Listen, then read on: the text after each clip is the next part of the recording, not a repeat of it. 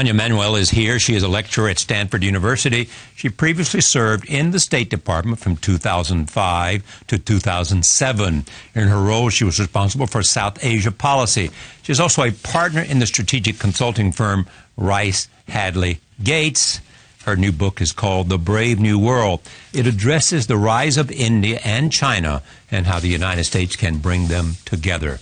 I'm pleased to have her at this table for the first time. Welcome. Thank you very much, Charlie. All of us know that there has been, a signal mark of what has happened in the last 20 years has been the rise of Asia, China, India, Vietnam, and other places. We also know that the United States was recently visited by the Prime Minister of India, Mr. Modi. We also know, that there's an ongoing dialogue with China, which has problems having to do with South China Sea, which has to do with cyberspace, and which has to do with other issues. How can we bring the three of them together? Well, this is the core question in the book. Right. It's not going to be easy, but China and India will have as dramatic an impact on the United States as any two other countries on Earth. Just to give you some examples. By 2030, they will be the world's largest market for our companies, with 3 billion people between them and the world's fastest growing and largest middle classes. We used to think that we could solve some of the world's biggest problems, such as climate change, if just the US and Europe got along.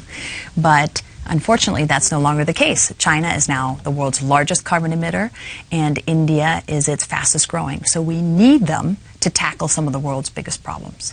And what I argue for in the book is that we need to be clear where the lines are. We're going to have interests that are separate from theirs, especially with China, where we have all the issues that you pointed out. So we need to be clear and consistent and keep the burn low. For example, on the South China Sea, we did freedom of navigation exercises for a few years, then we stopped, now we're doing them again.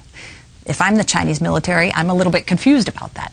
We should be clear and consistent and keep it going. At the same time, and what I think I assume they've gotten that message, don't you? They have gotten that message, but you definitely talked to some folks in the PLA and they thought, well, Obama isn't so interested, and now President Obama is interested again. What's going on? My understanding is that the last time that they met, that there was some promises made that with respect to certain kinds of things were taking place. That's right. That the Chinese made some promises. That's right. The real concern for, and I live in Silicon Valley, for our companies, especially our tech companies, has been the Chinese cyber stealing of our industrial secrets. It's real. It's unprecedented. The government doing things for private companies, yeah, which may be state-owned. Which may be state-owned. It's a little bit unclear who's doing it. It could be some folks who are employed by the Chinese government by day and they're moonlighting by night, and no one quite knows, but it's a real problem. But have they stopped since they promised they would limit that? From what I hear, it is better, not perfect. But the fact that there is a dialogue and they're taking the dialogue seriously is a very important development. These are issues that need to be engaged and need to be the forerunner of even the more intractable problems. That's exactly right. And the more we engage, the more we practice cooperating, the better. I mean, let me give you an example with India. Now you don't hear much about India, partly because we have a positive partnership, we're doing well together. There were decades of mistrust, especially between diplomats on the Indian side and the U.S. side. India was famously part of the non-aligned movement. Clinton kind of broke the ice by going in 1999-2000. George W. Bush doubled down on that when he did the civilian nuclear deal, of which I was one of the negotiators. Right. And then Obama has really promoted the partnership. But it took a decade of getting over the mistrust, and it's only now that I think our government and the Indian government feels very comfortable working together. And let me tell you, some of those negotiations, we were ready to throw in the towel, and I think the Indians were ready to throw in the towel. But it was a signal achievement of history to pull them away from the Russian orbit. It was. I think, of course, India defined itself as being non-aligned and not in anybody's orbit. And many of the older diplomats in India still feel that way. So India, of course, has a long history of colonialism under the Brits. They only gained their independence in the late 1940s. And they wanted to be the representative in the world of the downtrodden, not aligned with the U.S. or with Russia. You say that the Chinese are in a defensive crouch. Do they fear, and you do hear this, and specifically from military leaders in China, that they think the United States is engaged in a policy of containment? You think that's a serious issue for them?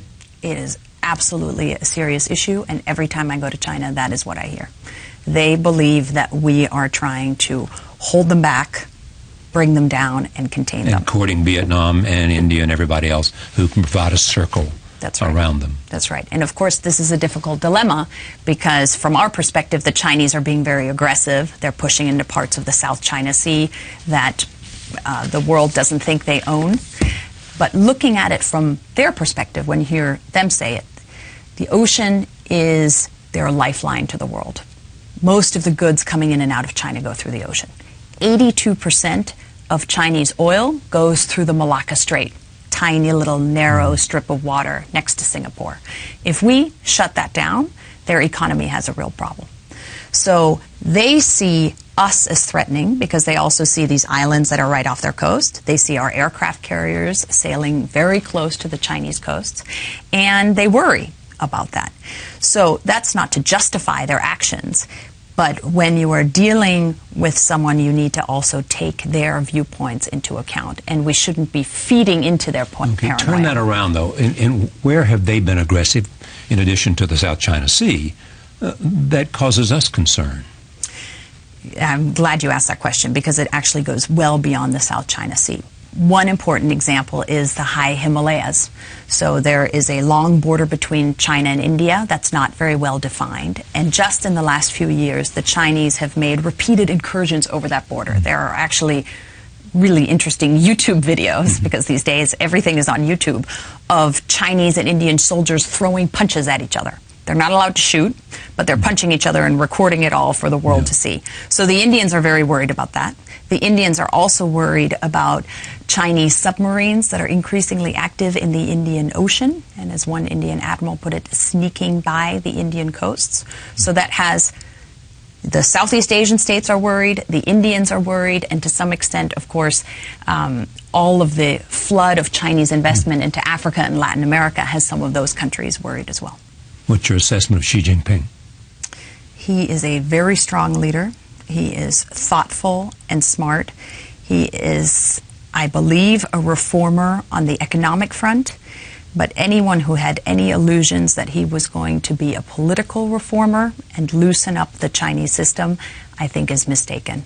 Whenever I go to China and talk to folks there in the government and out, the mantra now is about purifying the Communist Party so it can rule for another century. The idea of launching an attack on corruption. Yes. And that is what, when you hear Wang Xishan, the anti-corruption czar, talk, he stiffens visibly when he's talking about this issue. And he says this line, we are purifying the Communist Party so it can rule for another century. And therefore, when there's any threat, they think, to the Communist Party, they come down hard on that threat. That's right. And they see a lot of threats. Beyond corruption to a whole range of organizations and human rights activists and others. That's exactly right. And the crackdown on dissent has been quite broad.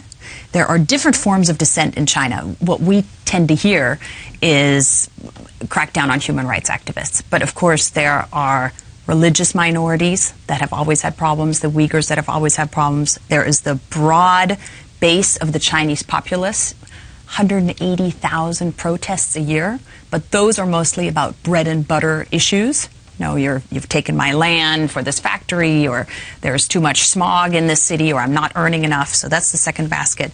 And the third basket, which I think is increasingly powerful, is this generation of Chinese millennials, mostly only children, weren't alive during Tiananmen Square, so they've never seen a crackdown, and they are as outspoken on the internet as most of my Stanford students are, and I'm always surprised with the things that they are willing to say. When you look at the Chinese economy, questions of of where it is going. We just saw the release of a 5-year plan several months ago. Clearly, they laid out what they hope to achieve. In some cases, it's contradictory. But there's a lot of aspirational tone in that 5-year plan. Other people question exactly what are the real numbers about the Chinese economy. What's your own assessment of the status? Last fall, there were so many headlines here in the United States about the Chinese economy. 5 signs of the Chinese economic apocalypse, the doomed dragon. I think all of those prognoses are too negative. The Chinese economy is in a slump. You're right that it's very hard to trust the official statistics. So I think the best guesstimate of economists is that they're actually growing more like 4% rather than the 6 or 7% they claim. But I don't see a hard landing where you have a crash landing and it's over. You have 2 very different economies in China, just like you have in the United States. So if I travel to a 2nd and 3rd tier steel town and coal mining city, those are devastated. The Chinese leaked recently that they're going to have to lay off about 5 million coal and steel workers in the next couple of years. That is a huge number of people because of massive overcapacity. So that part of the economy isn't doing well. But they also promised at the same time that they'll have social welfare programs to take care of them. They did. They put aside $23 billion for that, but that still doesn't amount to that much per person. So it's difficult, but overall the Chinese economy is going to pull out of this slump, maybe not back to 10% growth, but probably to 6% growth. How about the role of women in the Chinese society? It is, in some respects, surprisingly positive. So the Communist Party was always very pro-egalitarian and very pro-women. Sure. Mao Zedong and all. Mao said they hold up half the sky, and especially in the business sector, Chinese women are doing incredibly well. Almost 80 billionaires, in fact, in some billionaires. Right. More self-made women billionaires in China than anywhere else on earth. 30 million Chinese women entrepreneurs, women-owned businesses. It's a stark contrast to India, where you have all of the right laws on the books. It's a democracy. Its constitution protects women's rights. There are good laws on sexual harassment and violence against women. But especially for the lower castes, they're often not very well informed, not very well enforced. And in true Indian style, often civil society takes things into their own hands. So I describe in the book a story of the Gulabi Gang, which is a group of Indian, less affluent and lower caste women who had just had enough of the domestic violence. And so now they dress up in hot pink saris, and when they ever hear a man is beating his wife in a village, they go in all in their hot pink saris and with sticks, and they beat the guy until he stops. Wow. It's a very Indian story.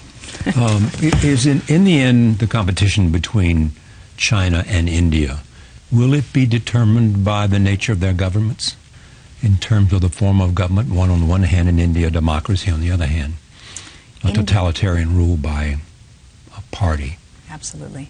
India is certainly more resilient because of its democratic form of government.